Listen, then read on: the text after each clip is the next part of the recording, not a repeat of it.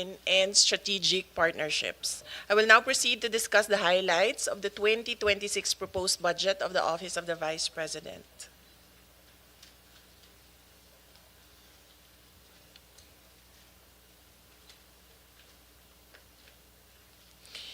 Good morning, everyone. Presenting the highlights and salient features of the OVP budget under fiscal year 2026 National Expenditure Program, or the NEP.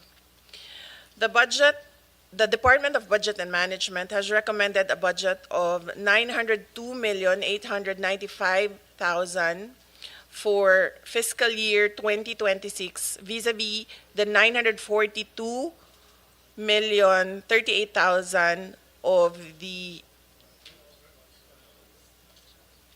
proposal of the Office of the Vice President. The amount recommended is 21.33 higher than the fiscal year 2025 budget as appropriated. The proposed budget will cover personal services or PS, maintenance and operating expenses or MOOE, and capital outlay.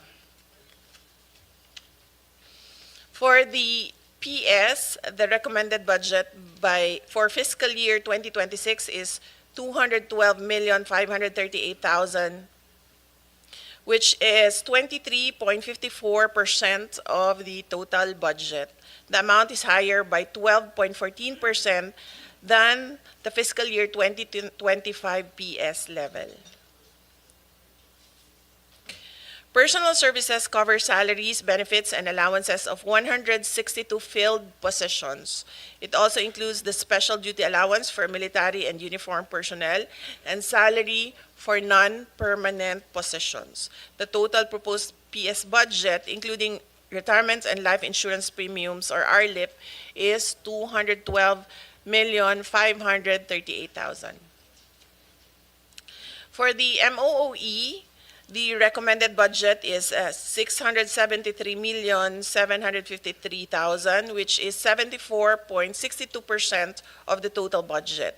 The amount is based on the DBM Tier 1 MOOE level of 654,527,000, plus additional Tier 2 requests of 19,226,000 19,226,000 for the information and communication technology or ICT related expenses in line with the DICT endorsed Information Systems Strategic Plan or ISSP.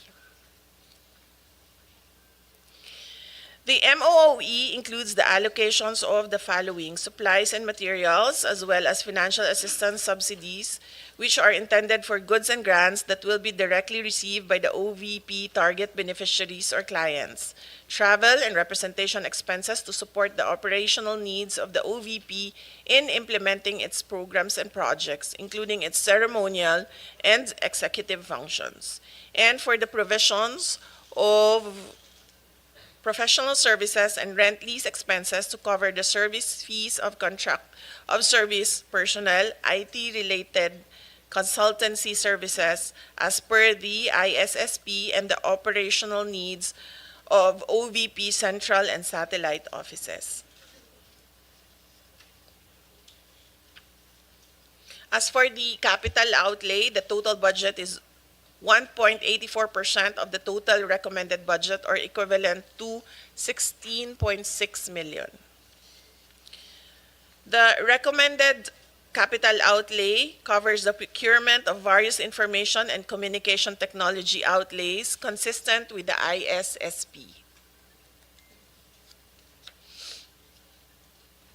By appropriation source, the amount under agency-specific budget is 889,236,000 and 13,695,000 under automatic appropriations for the RLIP. Of the total amount of 902,895,000 under the fiscal year 2026 National Expenditure Program, 75,183,000 or 30.5% is allotted for various goods and grants under socio-economic programs of the OVP, which will directly benefit Filipinos. This excludes the logistics and other costs which are necessary to implement the programs. This is presenting the comparative budget of the OVP from 2020 to 2025 under the GAA and 2026 under the NEP. So in 2020, the budget was 708,019,000. In 2021, the budget was 908,790,000. In 2022, the budget was 713,408,000. In 2023, the budget was 2,356,614,000. And in 2024, the budget was 1,885,462,000. In 2025, the budget was 744,146,000. And currently, for 2026, under the NEP, it's 902,895,000. So this is the chart, the graph of the comparative budget. Prior to fiscal year 2023, the OVP's budget ranged from 700 to 900 million, and it was only in fiscal year 2023 and 2024 that the budget exceeded 1 billion pesos, primarily due to increased allocations for financial assistance and subsidy to support the provision of medical and burial assistance. For fiscal year 2025, the OVP budget returned to its pre-2023 levels with 744,015,000 allocated for 2025. The same budget level is maintained under the proposed 2026 budget with adjustments for inflation, including the mandated salary increases. Since 2020, and even with higher budgets in 2023 and 2024, the OVP was able to maintain a high full-year budget utilization or obligation rate of at least 85.55% at end year. Presented is the comparison between the 2025 and 2026 budgets under GAA and under NEP. The net increase of 158,749,000 is attributable to the following: personal services increase of 21,313,000 due to increase in number of field positions from 149 to 162, and the corresponding standard salary increases across all items. MOOE items with a total increase of 174,521,000 is for supplies and materials expenses. This is the increase in the provision for disaster relief and the rice programs, the financial assistance and subsidies for the Magnegosyo Taday program, the professional services, provision for existing contract of service personnel, the rent and lease expenses, and there is a reduction of 28,085,000 for representation expenses to partially support the requirement for PS. For capital outlay, there is a decrease in the amount of 39,796,000 in fiscal year 2026.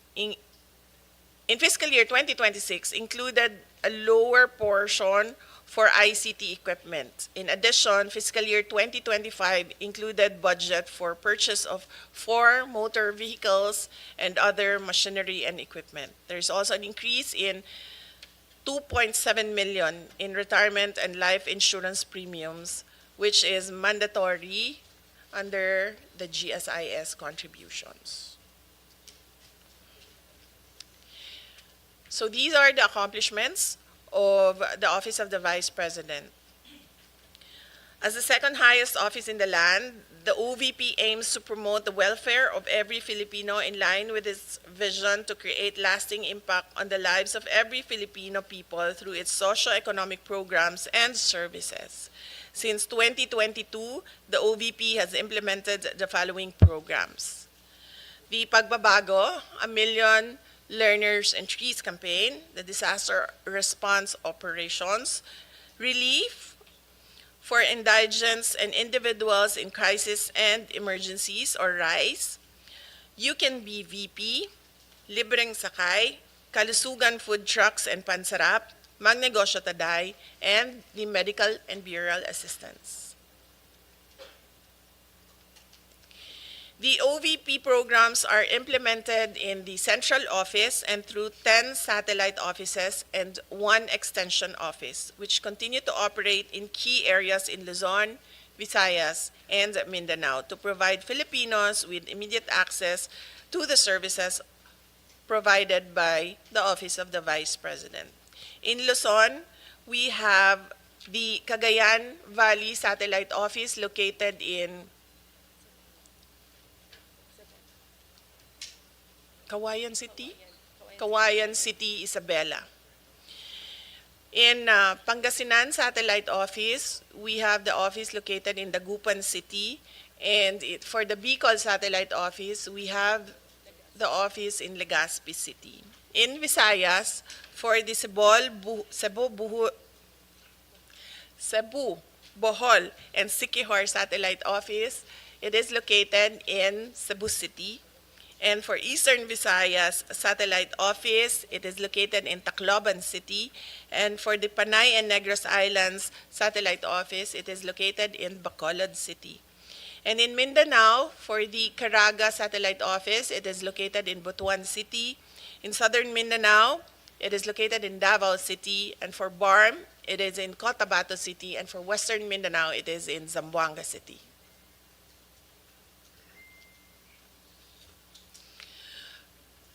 For fiscal year 2024, the OVP had a target of 1,013,620 beneficiaries for all the programs, and a total of 1,780,079 individuals and groups were served.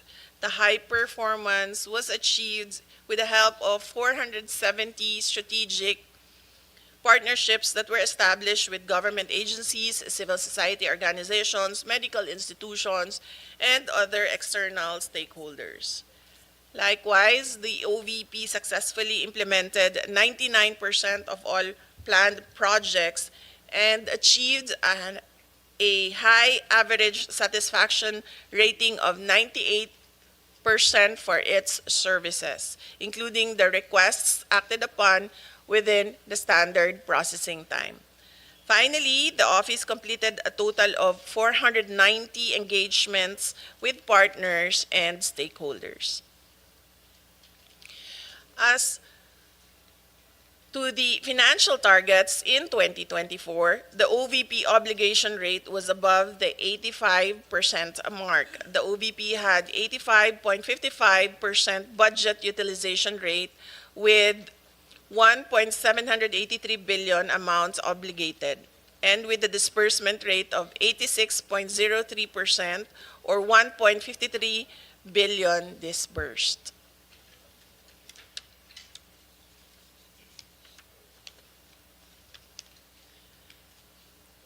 For fiscal year 2025, the OVP has continued the implementation of its flagship programs designed to provide the Filipino people with access to basic social services, with a target of 1,047,935 beneficiaries for the year, a total of 595,757 individuals, or 57% of the target, were served across all OVP programs and services during the semester.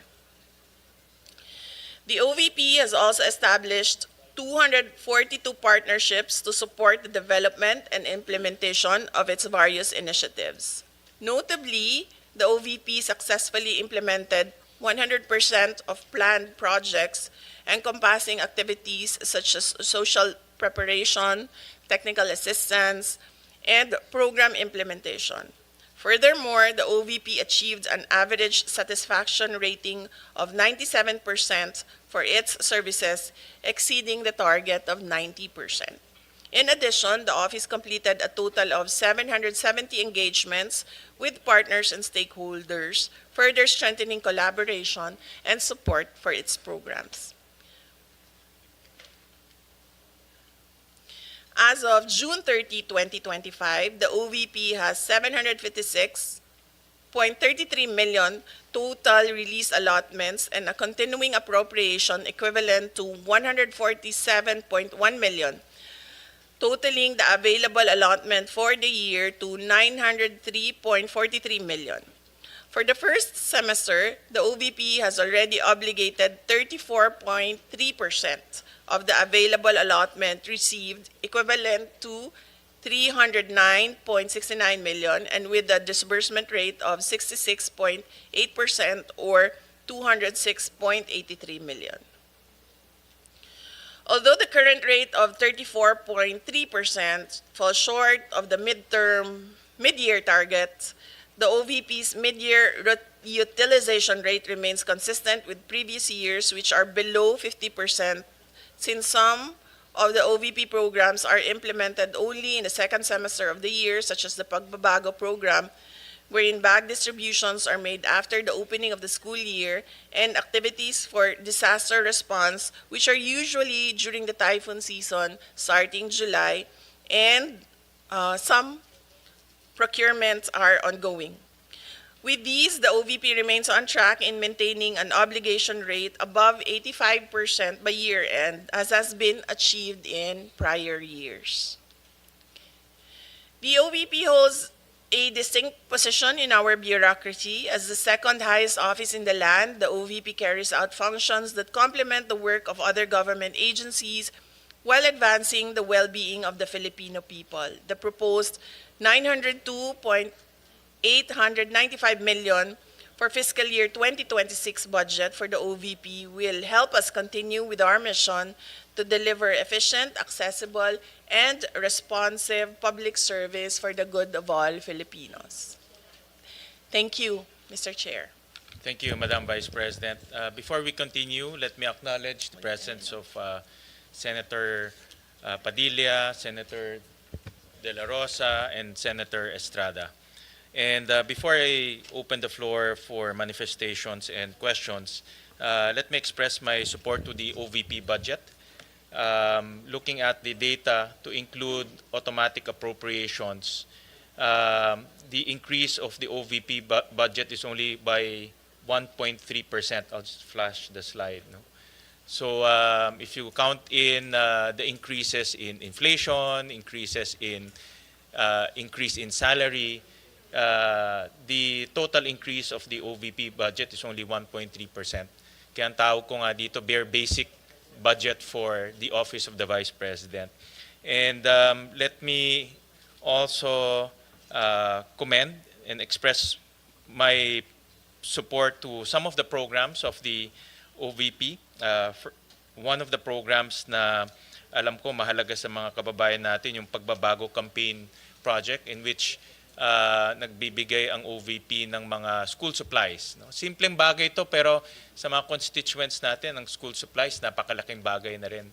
So to date, meron nang nagbigay na 403,000 na mga school supplies. Another project that I also support is the Pansarap project, or the feeding program for severely wasted students. Alam natin, almost 20% of our students are malnourished. So to date, there are about 16,000 students that were fed by the Pansarap project.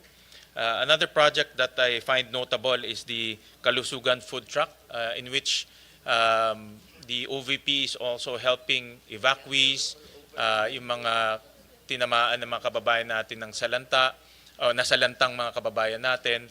To date, they have already given 6,500 evacuees with feeding program and support. And another program that I find notable, yung RICE program, the Relief for Individuals in Crisis and Emergencies, nagbibigay ng bigas sa mga mahirap nating kababayan. Marami sa ating it's simpleng programa pero napakahalaga dahil marami sa ating mga kababayan, lalo na yung mga nasa malalayong lugar, pumapasok ng eskwelahan ng gutom at hindi sila natututo. To date, 1,970 197,000 beneficiaries ang nabigay na ng RICE program ng ating butihing Vice Presidente kasama ang kanyang mga kasamaan sa OVP. Alam ko marami pang mga programa pero ito yung mga programa na para sa akin ay may kaugnayan sa edukasyon at ang edukasyon ay isa sa mga mahalaga na advokasya natin at ang ating Vice President bilang dating kalihim ng Department of Education, alam niya yung mga pangangailangan ng ating mga mag-aaral at mga estudyante. So I support all of these programs. So with that, we'll open the floor for manifestations. We'll start off with Senator Erwin Tulfo, who was here ahead of time. Thank you, Mr. Chair. My question now is, I noticed that from 942 million, binawasan po ito in-slash ng 902.8 million na lamang, nawala po yung 39.143 million. Ang tanong ko po ngayon, Mr. Chair, ano po mga proyekto o programa na maapektuhan po nito, ito pong slash po ng 39.143 million, Mr. Chair?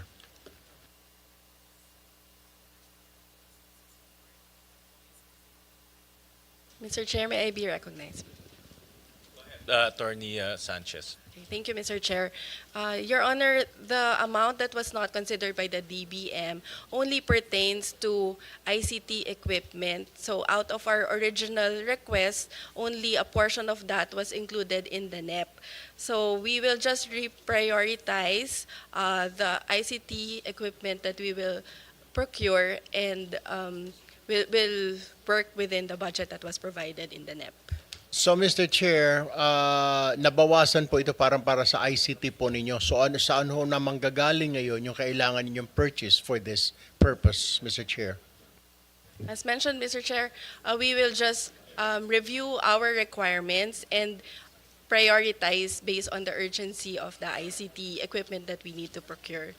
So some of the items will have to be deferred or we may need to forgo some of the items, Mr. Chair. Ano-ano po, Mr. Chair, mga bago existing programs ng OVP na popondohan po ng OVP this year? Kasi I noticed from 744.1 million po na budget ng 2025, you're asking for 902, pero nabanggit nga po ni VP kanina na mostly ay sa MOOE, mapupunta po 100 plus million po yata. Na kaya ang tanong ko po ngayon, ano-ano po mga programs, existing programs, o mga bago na popondohan po ng OVP? Yes, Mr. Chair. Basically, it would be the same programs that we are implementing this year in 2025. So we will just include additional provision for Magnegosyo Taday because in 2025, we are only using the continuing appropriations from 2024. So part of the increase will also go to the procurement for disaster relief operations, Mr. Chair. All right, Mr. Chair, and notice also, ongoing po ba ito, Mr. Chair, itong OVP program activities, ito pong Al-Janaza Kit Assistance, tsaka Sympathy Flower Program, is this ongoing or is this new program of the OVP? It's part of our ongoing programs, Mr. Chair. It used to be part of our medical and burial assistance program, but we are running it as a separate program now because instead of giving monetary grants, we provide a kit, Al-Janasa kit, Mr. Chair. Mr. Chair, I just noticed, kasi po, like I have an office at Zamba Sultan, Zamboanga City. Yung mga kababayan po nating Muslim, pag may burial po, hindi naman po sila gumagamit na ataol, kundi naghihiram na lang po na sasakyan, which I provided my office there in Zamba Sultan, Zamboanga City. Halos everyday po, hinihiram po ng mga kapatid nating Muslim para maisakay po yung bangkay para mailibing. Pero maganda pong programa itong Al Janaza Kit Assistance and Sympathy Flower Program. My last question, Mr. Chair, kung meron pong dapat i-prioritize ng committee na ito, ano po ang mga dapat dagdagan na pondo? Saan, Mr. Chair? Ms. Sanchez, before you respond, let me recognize the presence of our Majority Leader, Senator Zubiri. Yes, Mr. Chair, that would be the disaster relief operations. Since that is the second highest requested but assistance from the Office of the Vice President after the medical and burial assistance. That's all from me, Mr. Chair. Thank you po. Thank you, Senator Tulfo. Next will be Senator Go. Mr. Chairman, Yes. before we recognize the other members of the Senate, I know many of you just want to make manifestations. We have parliamentary courtesy here when usually in my how many budgets that I've handled, I've been to almost 23 budgets already.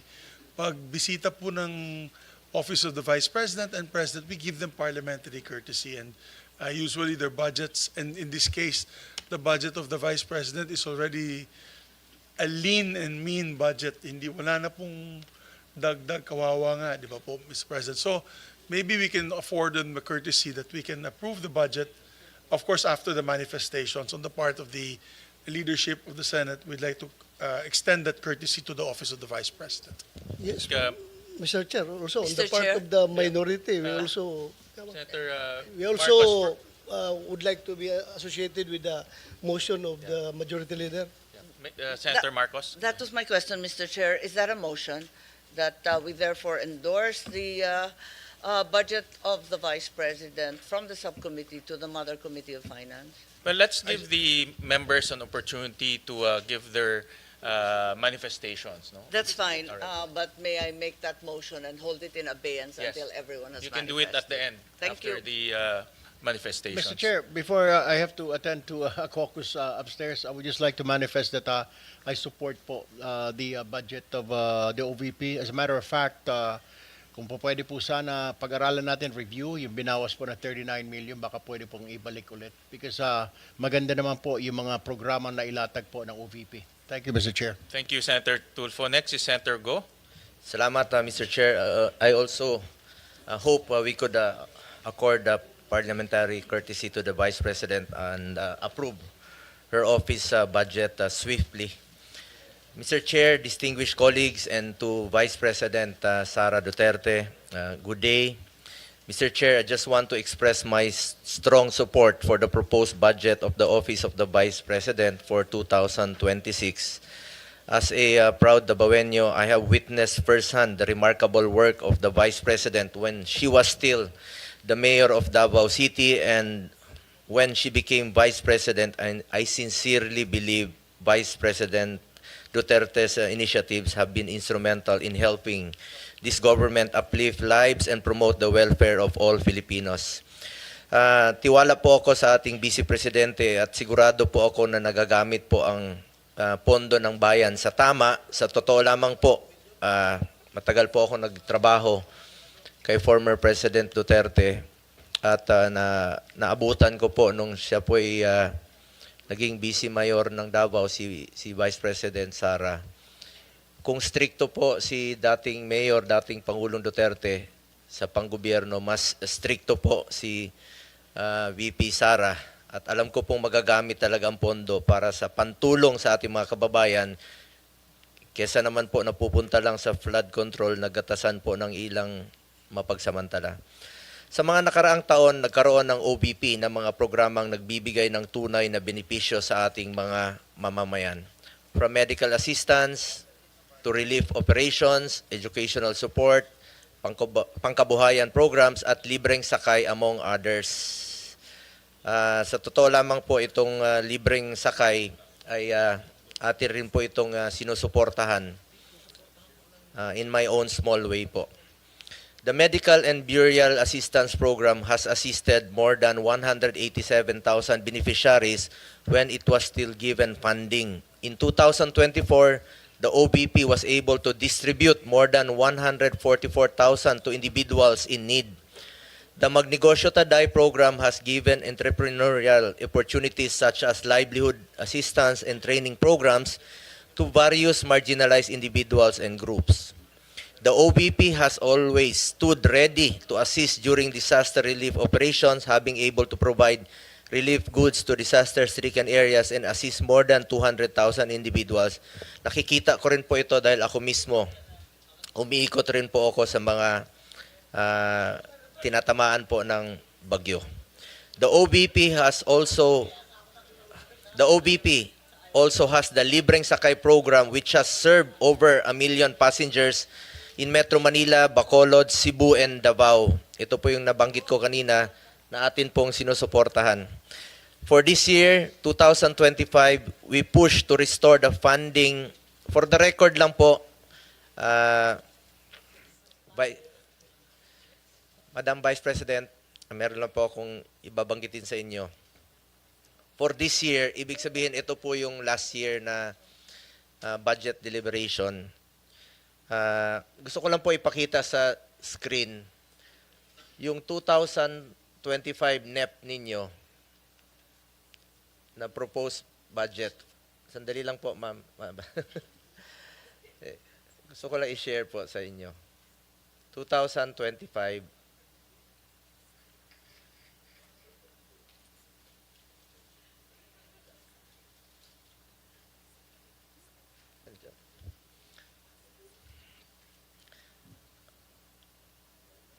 Hindi, yung 2000 NEP. Saan na yan? Ayun. Yung 2025 na NEP ninyo, yun po yung proposed budget ninyo for this year sa 2025.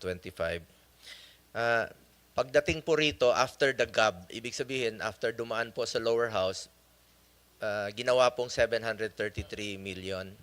So, ibig po sabihin na nabawasan po pagdating dito sa Senado. Ito po yung sa 2025. We push to restore the funding for socio-economic programs of the OVP, which was cut by the lower house. Dahil alam natin na malaking tulong po ito sa mahalagang programa po ng OVP na may direktang benepisyo sa ating mga kababayan. From the proposed 2 billion in the NEP, the OVP only received 733 million in the 2025 GAA. Hindi po napondohan at binawasan po ang pondo sa mga programa na pangtulong po sa ating mga kababayan. In fact, I wrote a letter to then Finance Chair Senator Grace po to restore funding for the OVP. Nakakalungkot lang po na hindi ito napagbigyan. Majority rules dito at minsan po'y small bycam po ang nagdi-decide. Marami po sanang matutulungan ito kung na-approve po itong budget. Ma'am, ayan po yung sulat ko for yung last year po. Sa totoo lang po, inihalal po ang Vice President hindi lamang para umupo sa pwesto at maging spare tire. Inihalal po siya para maging working Vice President para maglingkod at tumugon sa pangangailangan ng ating mga kababayan. That is why for next year, I urge the Senate to support the budget of the OVP in full. Napakaliit po ng increase. 1% lang po. Pero alam naman natin na marami pong matutulungan. Kung pwede lang po, Mr. Chair, kung allowed po ito, bawasan po ang budget ko sa opisina sa Senado. Kahit konti, ilagay na lang po sa OVP. Mr. Chair, lahat tayo na sa gobyerno, public servants, we are meant to serve the Filipino people. Basic mandate po ang tumulong, lalo na po sa mga nangailangan ng social services. Nakikita ko po yan, mahaba po ang pila sa kanya mga satellite office. We must further empower and help BP's office to respond to the needs of the Filipino people, especially the marginalized sector. Muli, nais ko pong ipahayag ang aking suporta para sa budget ng OVP. Alang-alang na lang po sa mga kababayan nating mahirap, let's support her to be a working Vice President. Maraming salamat po. Maraming salamat, Senator Go. Next is Senator Marcos. Yes, karangalan at ligaya ko na makasama sa ibang mga project na ito. Kaya alam ko na talagang magaganda at tulong sa ating mga mamamayan ang ginagawa ng OVP. Bilyon-bilyon ang naririnig nating na hinahatid na tinatawag na basura doon sa flood control. Kung tutuusin, wala pang 1 bilyon ang hinihingi ng OVP. Barya lang po ito, ibigay na po natin, dagdagan pa. At dahil dito, nagmosyon na po ako na sana ipasa na natin at i-endorso na sa malaking komite. So, Mr. Chairman, if I may. So, there was a motion duly seconded by Senator Amy Marcos. I made that motion earlier. Of course, with the amendment that yung budget daw ni Senator Bongo, idagdag natin sa OVP. Kasi siya na mismo nag-offer, Mr. President. So, you can make that amendment in the budget para madagdagan sila. I so move, Mr. Chairman. Second the motion, Mr. Chairman. Senator Padilla, do you have any manifestation? Before I act on that, I know that you have my manifestation. Maraming salamat po. Sinusundan ko na po ang sinambit ni Senator Marcos at si How about Senator Zubiri. Yeah, thank you. Senator Estrada, before I act on the motion, any Well, first of all, I Second. fully support the budget of the Office of the Vice President. And then I would like to associate myself again with the statement of Senator Bongo. Total naman, meron nagsabi ni isang senador na malaki insertion natin. Ibigay na natin sa Office of the Vice President para maging working Vice President siya. Thank you for that manifestation. There's a motion made by our Majority Leader and Senator Marcos, duly seconded by Senator Bato, Senator Padilla, Senator Estrada. Is there any objection? Hearing none, the budget of the Office of the Vice President is now deemed submitted for plenary's consideration. So, congratulations. Thank you very much, Thank you, Madam Vice Mr. President. Chair, and thank you, members of the Senate. Maraming salamat. Thank you. This Salamat. budget briefing is hereby suspended.